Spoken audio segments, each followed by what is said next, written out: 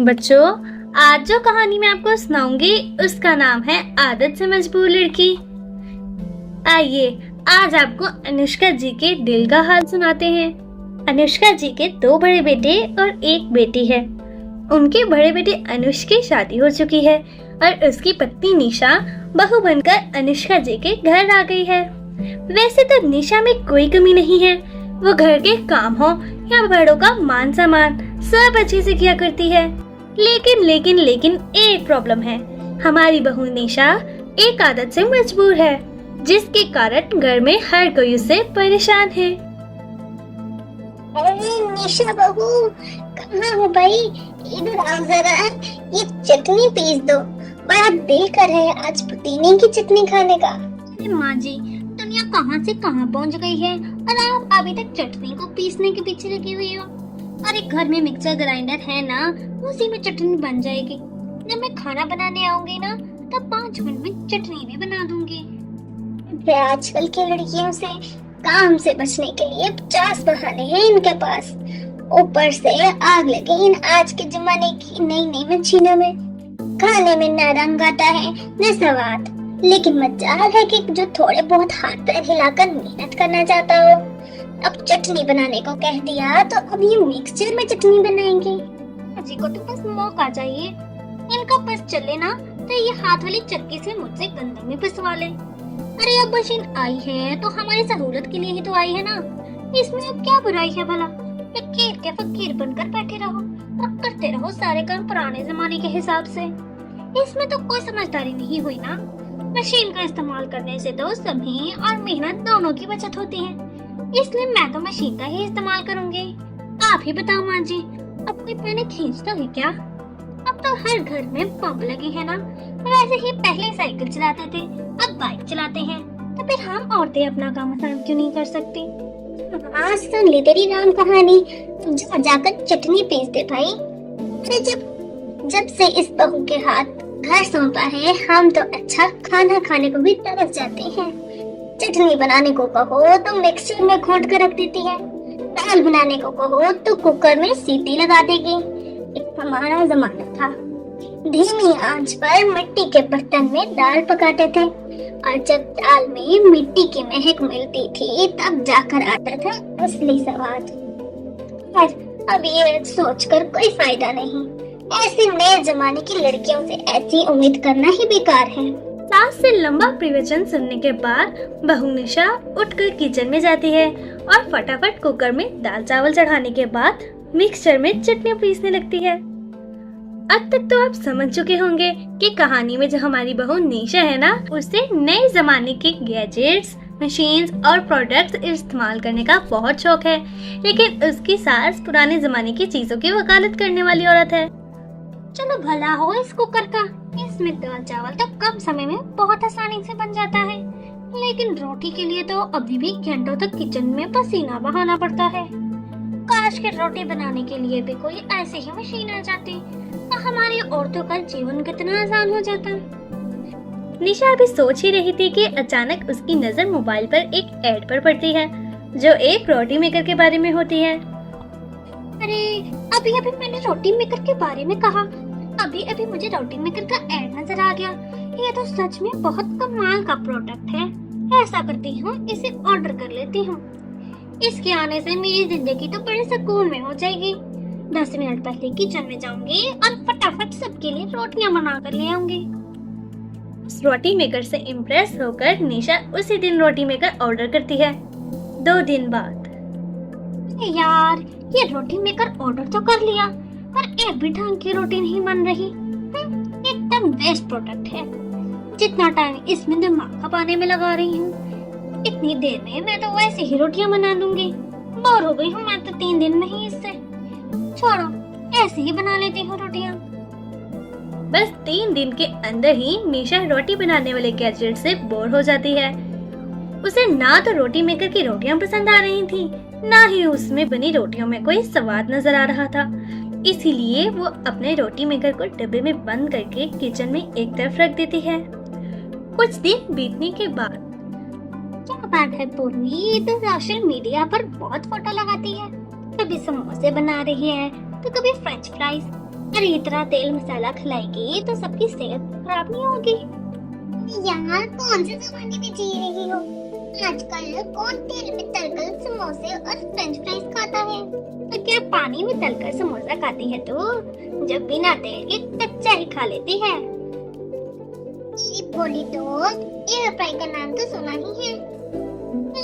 और इसमें ना बिना तेल के समोसे, फ्रेंच फ्राइज और भी बहुत सारी तलने वाली चीजें बनाई जा सकती हैं और बिना हेल्थ की टेंशन लिए तुम रोज सुकून से इन चीजों का मजा ले सकती हो। अरे वाह यार, ये तो तूने बहुत अच्छा सजेशन दिया। मैं ना आज ही ऑर्डर करती हूँ। सहेली से एयर फ्राई का नाम सुनने के बाद अब तो जैसे निशा ने जिद ही पकड़ ली थी कि वो भी एयर फ्राई लेके रहेगी और बिना तेल के समोसे बनाकर घर में सबको खिलाएगी। पति अनुष के मना करने के बाद भी निशा एयर फ्राई ऑर्डर कर लेती है और खुशी खुशी उसमें बनाने के लिए समोसे रख देती है। ये कैसे समोसे बनकर तैयार हुए? इतने सारे सूखे सूखे समोसे कौन खाता है भला? समोसा खाया और उसने घी का खस्ता पन्ना दिखाया, तब क्या खाक समोसे खाया? ऐसे सूखे सूखे समोसे खाने से तो अच्छा है मैं समोसे ही ना खाऊं। एकदम बेसवाद बने हैं ये तो। मुझे तो वो घी में डूबे हुए समोसे ही अच्छे लगते हैं, चाहे कोई कुछ भी कहे। मुझे नहीं इस्तेमाल करना है एयर फ्राई को। 2-3 डिशेस पर एक्सपेरिमेंट करने के बाद निशा ने एयर फ्राई को भी पैक करके एक कैबिन में रख दिया। अरे यार, मैं इतनी डाइटिंग करती हूँ लेकिन मेरा पेट है एकदम मोटा ही होता जा रहा है। अब तो सारे कपड़े भी टाइट होने लग गए हैं। क्या करूँ समझ नहीं आता। अरे भाभी, आप ना ट्रेडमिल खरीद लो, उसमें रोज दौड़ लगाया करो, फिर देखना आपका पेट कैसे अंदर हो जाता है। तो सच कह रही है, ट्रेडमिल खरीदने से मेरा पेट अंदर हो जाएगा? भाभी क्यों नहीं, सुबह शाम 1 घंटे दौड़ लगाना और फिर देखना कैसा फिगर हो जाता है आपका। अपनी नन की बातें सुनकर निशा ट्रेडमिल मंगवा लेती है, लेकिन जैसी उसकी आदत थी 1 हफ्ता मुश्किल से इस्तेमाल करने के बाद अब वो ट्रेडमिल पर दौड़कर भी बोर हो चुकी थी।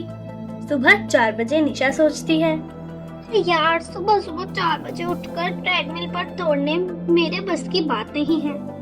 एक तो पूरा दिन काम करके मैं थकी इतना होती हूँ, सुबह सुबह उठने का मन ही नहीं करता। वैसे भी ये ट्रेडमिल कहीं भागने वाला थोड़ी है।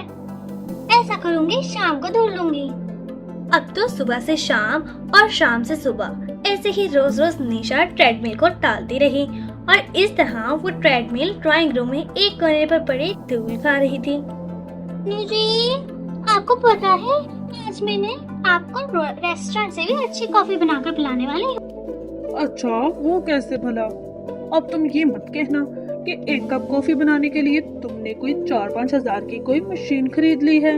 बिल्कुल सही पहचाना तुमने, 4-5 हजार का नहीं है, थोड़ा सस्ता है। इस कॉफी कितना देखे ना, कितनी परफेक्ट बनी है, बिल्कुल परफेक्ट झागली कॉफी जैसी। वो रेस्टोरेंट में नहीं मिलती, बिल्कुल वैसे। अरे यार, कैसी बेवकूफाना बातें करती हो तुम। 1 कप कॉफी जो मैं वैसे ही महीने में 2 या 3 बार पीता हूँ, उसके लिए ये हजारों रुपए का ये कॉफी मेकर खरीदने की क्या जरूरत थी? इससे अच्छा मैं बाहर जाकर ही पी लेता हूँ। अरे भाई, क्यों जरूरत नहीं थी? जरूरत तो हर चीज की होती है, वो अलग बात है, हम एडजस्ट करना सीख लेते हैं। और देखो ना, मैंने कोई पैसे खर्च नहीं किए, चुन चुन कर घर का सामान खरीदती हूँ। मैं और औरतों की तरह नहीं हूँ कि लिपस्टिक और मेकअप के सामान में आगे सैलरी उड़ा दूं। मैं तो जो भी खरीदती हूँ घर के लिए खरीदती हूँ ना। अरे तुमसे अच्छी तो वो औरतें होती हैं जो मेकअप पर पैसा खर्च करती हैं, कम से कम खरीदा हुआ सामान यूज तो करती हैं। तुम्हारी तरह थोड़ी ना खरीद कर घर में कबाड़ बनाकर रखो। कॉफी पीनी है तो पियो, वरना नहीं पीनी तो जाने दो। लेकिन मुझे ना ये गवारों वाली बातें ना बोला करो। और हाँ, तुम तो सासू माँ के भिड़े बेटे हो ना। सासू माँ का बस चले ना तो चूल्हे पर मिट्टी के पतीले पर खाना बनवाए मुझसे, पत्थर पर घिस घिस कर मसाला बनवाए, और हाँ, चक्की से खाना भी पिसवाए। लेकिन मैं आप लोगों की तरह पिछले जमाने की नहीं हूँ। मैं तो जमाने के साथ कदम से कदम मिलाकर चलने वाली हूँ। आप लोग चाहे जितना मुझे पीछे घसीटें, आपकी बातों में आने वाली नहीं हूँ। 2-4 दिन तो निशा को कॉफी मेकर में कॉफी बनाने में बहुत मजा आया, लेकिन अब उसके हाथ की कॉफी इतनी फेमस हो गई थी कि सास ससुर नंद देवर हर कोई वक्त बवक्त कॉफी की डिमांड कर देता। अरे यार, थक गई हूँ मैं सबके लिए दिन भर कॉफी बना बना कर। जब से मशीन ली है तब से मेरी जान को और भी मुसीबत डल गई। दिन में 4 बार इस मशीन को अनपैक करो, फिर कॉफी और शुगर डालकर झाग बनाओ, उसके बाद दूध उबालकर मिक्स करो। इससे अच्छा मेरा पुराना कॉफी बनाने का तरीका था। एक ही बार में दूध गर्म करो, उसमें कॉफी का उबाल लगाओ और ये बन गई कॉफी। और ये झाग वाली कॉफी पी पी कर बिगड़ गए हैं सबके सब। ऐसा करती हूँ, इस मशीन को पैक करके रख देती हूँ। अब कोई कॉफी मांगेगा तो वैसे ही बना कर देने वाली हूँ जैसे पहले बनाती थी। और फिर ये अपने आप पीना छोड़ देंगे। और इस बार भी जोरों शोर से खरीदी जाने वाली मशीन पैक करके एक कोने में मुंह देखने लगी। इसी तरह कभी आटा मेकर, कभी सलाद मेकर, तो कभी कुछ निशा खरीद कर लाती, 2-4 दिन इस्तेमाल करती और फिर घर में एक तरफ रख देती। बेटा अनुष, तेरी बीवी से तो कभी कभी ऐसा लगता है कि दुनिया की कोई ऐसी मशीन नहीं जो हमारे घर में ना हो। बस तेरी बीवी के कान में भीनक पड़नी चाहिए कि कोई नई मशीन आई है बाजार में और जल्दी से जाकर खरीद लेके, चाहे वो उसके काम की हो या ना हो। समझदारी के नाम पर तो बिल्कुल जीरो है तेरी बीवी। हाँ, मैं ये कब कह रहा हूँ कि वो बहुत समझदार है। मैं तो खुद परेशान हो गया हूँ। जब 4 पैसे बचाने का सोचता हूँ तब ये कोई ना कोई नई चीज ले आती है और सारा बजट इन फजूल सामान में लगा देती है। कभी कभी तो मुझे ऐसा लगता है कि इसकी खरीदी हुई ये सारी मशीन्स बेच दूं तो 6 महीनों का घर का खर्चा ही निकल आएगा। अरे बेटा, ये बातों मुझसे कह रहा है, अपनी बीवी को क्यों नहीं समझाता? उस मेहरानी को कब समझ आएगा कि पैसे की कितनी कदर होनी चाहिए। हमने तो बेटा मिट्टी के बर्तनों में खाना बनाया है, लेकिन ठीक है, नया जमाना है। लेकिन इसका मतलब ये भी नहीं कि बिना वजह के मशीनों का ढेर लगा दिया जाए। अरे हाथ पैर के इसलिए दी है भगवान ने, इसका भी तो इस्तेमाल करना चाहिए ना। अरे माँ, ऐसा नहीं है कि मैंने उसे समझाया नहीं, समझा कर थक गया हूँ, लेकिन उसे ऐसा लगता है कि वो दुनिया की सबसे समझदार लड़की है और उसे मेरी सलाह की कोई जरूरत नहीं। मुझे तो ये समझ नहीं आता कि मैं इससे ऐसा क्या करूं कि इसकी अक्ल ठिकाने आ जाए। क्यों? एक आइडिया है बेटा मेरे पास। तेरी बीवी को नया नया सामान खरीदने का शौक तो बहुत है, लेकिन सारा कबाड़ा इसने सेहन और किचन में भर रखा है। अपने कमरे को एकदम साफ रखती है। बस अब हमने इसके कमरे की साफ सफाई को ही खराब करना है। जितना भी सामान इसने खरीद रखा है ना, उसे उसके कमरे में ऐसे सजा दे जैसे उसे देखकर उसे खुद ही शर्म आ जाए। अनुष को माँ का आइडिया पसंद आ गया। अगले दिन जब निशा सोकर उठी तो उसने देखा कि उसकी ड्रेसिंग टेबल, अलमारी, बेड, यहाँ तक कि कमरे के फ्लोर पर भी उसका खरीदा हुआ सामान पड़ा है। अरे क्या है ये सब? यहाँ क्या सजा रखा है? पूरे कमरे को कबाड़ बना कर रख दिया है। अनुष, हट जाइए ना ये सब। क्यों भाई, तुमने इतने प्यार से खरीदा है ना ये सब सामान, इसको एक दिन भी बर्दाश्त नहीं कर पा रही हो अपने कमरे में। अब जब तुमने इतना पैसा लगाकर ये सब सामान खरीदा है तो अपने कमरे में सजा कर रखो ना, खूब नजरें लगा कर देखो, दिन रात प्यार जताओ। अब तो ये सामान तुम्हारे कमरे में ही रहेगा। इसके अलावा भी तुमने कुछ खरीदना है तो बता दो, लेकिन कंडीशन वही रहेगी कि जो भी तुम सामान खरीदोगी वो तुम्हारे कमरे में ही रहेगा। ये देखो, ये तुम्हारा डिश वॉशर है, जिस बेचारे को तुमने 5 दिन इस्तेमाल करने के बाद छुट्टी दे रखी है, क्योंकि तुम्हें तो काम वाली के हाथ से धुले बर्तन ही अच्छे लगते हैं ना। इस डिश वॉशर को देखो, इसमें धुले बर्तनों को इस्तेमाल करना तो तुम अपनी शान के खिलाफ समझती हो। और ये देखो तुम्हारा आटा मेकर, जिससे तुमने कभी ना आटा बनाया ना रोटी। और ये देखो एयर फ्राई, ये तुम्हारी ट्रेडमिल। और ये कॉफी मेकर। बस ना, मैं समझ गई अनुष। बस क्या, अभी तो बहुत कुछ है। अरे रुको ना, मैं तुम्हें एक बार याद दिला देता हूँ, शायद तुम भूल गई हो।